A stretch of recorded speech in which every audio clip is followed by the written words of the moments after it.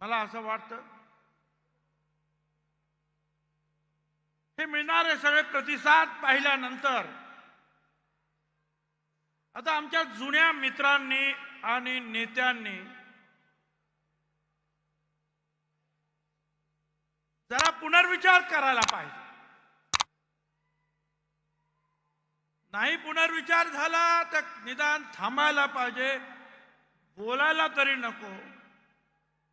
काय आपल्या पुढे आहे ते पहा, इथे किती लोक जमले ते पहा। आम्ही सुद्धा राष्ट्रवादी काँग्रेस पक्षामध्ये पक्षाच्या जन्मापासून मी होतो, प्रांताध्यक्ष होतो।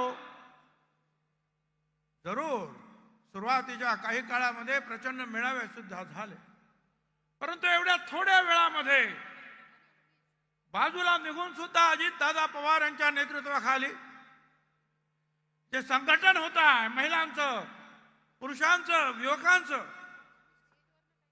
ते अभूतपूर्व असं आहे। ते का आहे याचा विचार सगळ्यांनी करायला पाहिजे। राजकारणातील प्रत्येक अचूक बातमीचे सर्वात आधी अपडेट्स मिळवण्यासाठी सरकारनामाच्या सर्व सोशल मीडिया प्लॅटफॉर्मला लाईक, फॉलो आणि सबस्क्राईब करा।